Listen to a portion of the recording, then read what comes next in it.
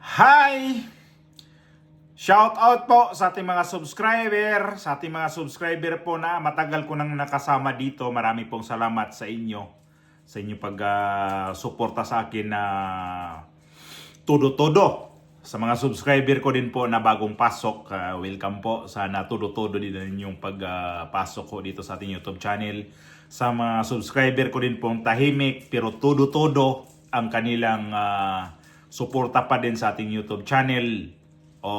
Itodo na rin ang aking shout out diya sa Bohol, sa probinsya sa Pilipinas. Mga kapatid ko dyan sa Bohol, mga kapitbahay ko dyan sa Bohol, mga Bulanon na nag-migrate sa iba't ibang lugar. Luzon, Visayas at Mindanao, nandoon ho, maraming mga taga-Bohol dyan.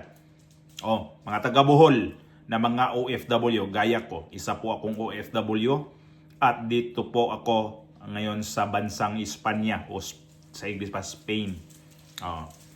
Bakit ka mo tudo-tudo? Bagong bagong pautot ko ngayon Hindi. Natawa lang ako dito sa kay Bini Abante. Siguro alam nyo na to na itong si Bini Abante ay sa basurahan to mapupunta. Kaya nga naman pagka ginaba ka nga naman ng tudo-tudo nga naman Masyado kasi. Alam mo, Bini Abante, masyado ka kasi. Akala mo, kampanting-kampante ka na. Aabante ka ngayon, yun pala aatras ka. Naman Alam niyo kung bakit? Siguro alam niya ngayon na to, na itong Korte Suprema, naglabas na ho sila ng ganitong, kaya ba, natalo ka na nung eleksyon, tapos yung kalaban mo na disqualified, kagaya nito kay Bini Abante. So ang ginawa ng Comelec, itong si Bini Abante ang pinaupo. Hindi man lang nagtawag ng special election dyan sa 6th District ng Manila. Ngayon, itong Supreme Court naglabas na ng kanilang rule o ruling. Kaya si Bini Abante hindi na makakaabante, atras. Hindi siya pwede mag-U-turn, talagang aatras siya dito. Ito yun, basahin natin tong basahin natin tong galing sa Supreme Court. Ito, malabo kasi. Ito yun, basahin ko. Natawa ko sa mukha ni Abante nito Pakita ko muna mukha ni Abante. Huwag kayong masyadong didikit sa mukha ni Abante, baka mamaya mahawa kayo sa kanyang virus. Basahin natin si Bini patungkol ho dito sa Supreme Court affirms abandonment of second place rule. Dito muna sa bandang taas, basahin natin. Pinakamalaki pa yan, goodbye Abante. Abante masisibak na sa Supreme Court. Final ruling abandoning second place rule. Comelec by nako, sige basahin natin to Supreme Court affirms abandonment of second place rule. The Supreme Court has affirmed its earlier ruling abandoning the second place rule in local elections, denying with finality the motion for reconsideration filed by Dato Pax Ali is Mangungudato. Ang hirap lang itong apelyido na to, Muslim pala to. Dato Pax Ali is Mangudadato over the cancellation of his certificate of candidacy for governor of Sultan Kudarat. The court held that resulting vacancy should be filed by the vice governor. Ito na si Abante. Pasok siya dyan. Pasok! Hoy, nako. Tapos marami ho yan ngayon na ang dami ngayon yan natutuwa dito sa ruling ng Supreme Court na nilabas. Kasi nga ito si Bini Abante nga. Fake naman talaga to siya pagka-congressman.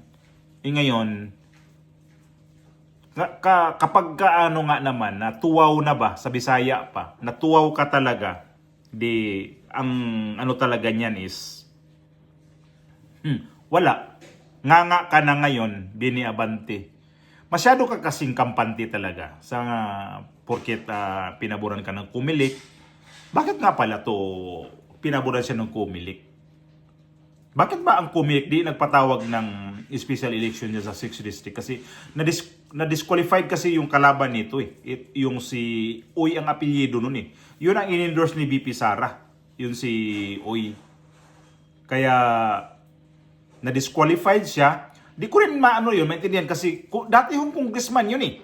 Ito yung kalaban, ay dating congressman, dating konsihal ng 6th district yung si Uy. Yung tumakbo pagka-congressman at tinalo nga itong si Bini Abante.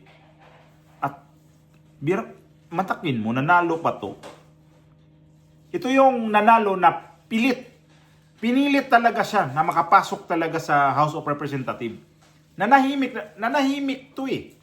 Kaya nung pinabura ng Comelec, ay umalingaw na naman, umalingasaw na naman itong bibig nitong Bini Abante na to. At isa pa, mayroon pala itong ang laki ng pundongan nito sa 6th District. At ito ngayon, galit na galit din dito si yung Manila Mayor Isko Moreno. Kaya ito siya, dubli-dagok talaga ang nangyari sa kanya. Dahil gusto ni Isko Moreno na paimbestigahan din tong kanya mga flood control. Dahil wala eh. Etong 6th District, alam niyo kung anong sakop dyan? Kung alam niyo ang mga distrito sa sakop dyan sa 6th District na etong si Bini Abante ang congressman. Oh. Inahin ko sa inyo, etong nagtahan. Kabilang parte niyan, kasama ni Abante yan. Yung parte niyan, kasama ni Abante. Distrito ni Abante yan. Papunta ka na dito yan, papuntang Santa Mesa ka na. Purisa, o papunta dito sa may Altura, papuntang Bacood, bandang dito sa may, papasok ka na dito sa may Kalintong, yung papuntang Santa Ana. Grabe ang baha dyan. Noon pa ho yan. Pero ang laki pala ng budget nitong Bini Abante na to, ay ito na. Sumingaw na talaga ang kanyang pagkagahaman ba sa sa mga tao. Kasi ito yung sabi ni ni Isko Moreno na banal na tao ba yon? Mayroon diyan eh, mayroon ditong na di ko na saan na ba yon? Yung picture na yon. Ito yon, sinabi ni Isko. Mayroon ako ninyo. Ay ano ko na lang, ilagay ko na lang dyan sa screen yung sinabi ni Isko Moreno. So, ang ano talaga dito, ang kay Bini Abante, ano na talaga to, karma na talaga sa kanya. Kung natandaan ninyo, di ba, kung nung natalo to siya, yung anak niya, yung Princess Abante ang ginawang spokesperson, siya tagapagsalita dyan sa House of Representatives. First time ho yun ginawa. Dahil dyan siguro naawa ang mga House of Representatives o sobrang loyal dito kay Bini Abante. Ginawa nila itong spokesperson itong anak niya, yung Princess Abante. Ganon din yun. Garapal din magsalita yung babae na yun, abogada na yun. Abogada yun eh. Tapos, ito ngayon, ay nanalo, na-disqualified yung si Oy. Si Oy, pinasok ngayon sa Comelec itong si Bini Abante. Itong Comelec naman kasi, ito si George Garcia dito ang may pakana din kasi nito talaga eh. Ngayon, may na nga itong Korte Suprema na hindi pwede na yung second placer, natalo ka nga eh. Bakit ka ipapasok? O naglabas ang itong Supreme Court na hindi pwede. So anong gagawin nito kay Bini Abante ngayon? Tanggal. O goodbye. So ibig sabihin nito, sisipain to siya sa House of Representatives. Ano pang tawag dyan? Maraming tawag dyan. So adios, gaba na to ni Bini Abante. Buti nga sa'yo, Bini Abante. Kasi ikaw, sobra kang kupal mo. Grabe naman talaga to eh. Hindi sana dito kay VP Sara. Kung tutuusin, anak niya lang to eh. Ito si VP Sara. Pero makapagsalita, wagas. Yun pala, yung 125 million na ngak-ngak ng ngak-ngak dyan sa impeachment ni BP Sara o ilang milyon lang yan na pinag-uusapan dyan, wala, tabon-tabunan dito sa itong ginagawa ni Bini Abante. 2.6 billion ang kanyang pera na walang kasiguraduhan kung saan talaga dinala yan. Ang kapal ng pagmumukha mo, Abante. Pastor ka pa naman pero hudas ka. Itong si Abante, noon pa naman talaga itong congressman talaga to eh. Kaya siguro siya ngayon, umabuso ng husto. Kasi nga, pinabura ng kumilik eh. O, di ba? Hindi, ang akala din siguro niya, itong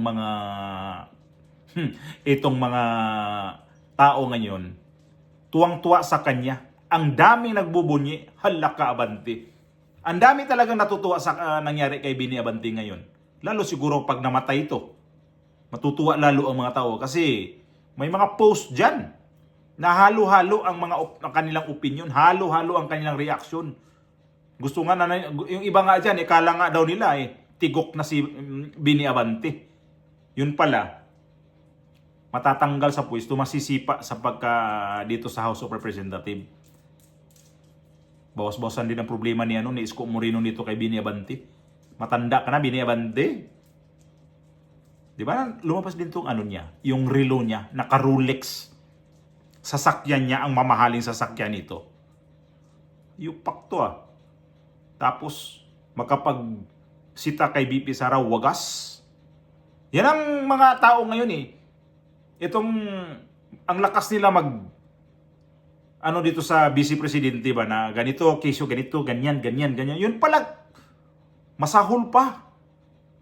Talagang mataas, to the highest pa talaga ang kanilang pagkakawatan, pagka magnanakaw. Bini Abante, magnanakaw ka. Yan na. Dumating din ang karma sa'yo. Mawawala ka na rin yan dyan. Sisipain ka na. O, mayroon pa isa nag-post dyan Yan si knock-knock. Ko na lang yan. Ilagay ko sa screen. O, ibig sabihin nito, malakas ka na, Abante. Malakas ka nang sisipain na talaga dyan sa House of Representatives. Goodbye ka na.